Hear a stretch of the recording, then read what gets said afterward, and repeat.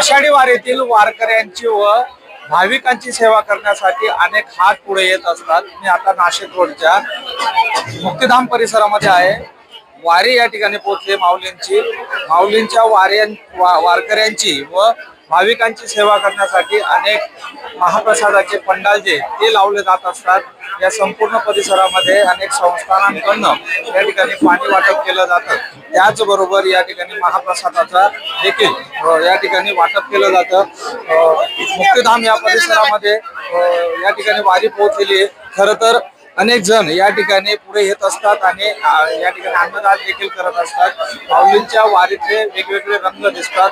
त्याचबरोबर सेवा करण्यासाठी अनेक हात जे ते पुढे येत असतात। मुक्तिधाम परिसरामध्ये महाप्रसादाचं आयोजन करण्यात आलेलं आहे। मित्रमंडळाच्या वतीने काय सांगाल? खरं तर वारकऱ्यांची या ठिकाणी तुम्ही सेवा करता आहात।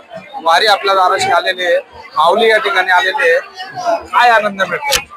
यावर्षी दरवर्षीप्रमाणे आमच्या 4थं वर्ष आहेत। दरवर्षीप्रमाणे दिंडी सोहळा महाप्रसाद आम्ही आयोजित करतो।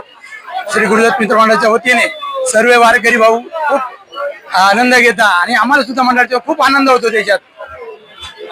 काय वाटतं किती वारकऱ्यांची संख्या असेल गेल्या काळात, गेल्या वर्षी आणि यंदाचं काय स्वरूप?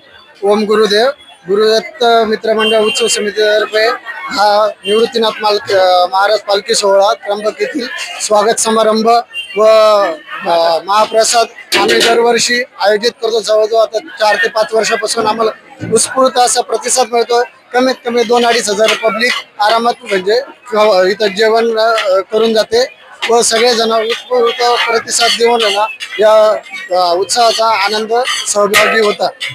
तसेच आमचे मंडळाचे संपूर्ण कार्यकर्ते आमचे सचिन सोनारे, पवन फोकणे, राजाभाऊ पाळदे, संजय गिल्लारे, अरुण चव्हाणे, अविनाश यादव, संपूर्ण आमच्या सहकारी मंडळाचे संपूर्ण सगळ्यांची सेवा करतो आणि असेच आम्हाला देवाने प्रार्थना द्यावा का अशी हे देवा उत्सव त्यांची सेवा करायची संधी द्यावा एवढं तुम्ही बोलून। माऊलींच्या या वारीसाठी अनेक हात पुढे येत असतात वारकऱ्यांची सेवा करण्यासाठी। वारकऱ्यांची सेवा म्हणजे देवाची सेवा असा एक कयास जो आहे तो या ठिकाणी लावण्यात येतो।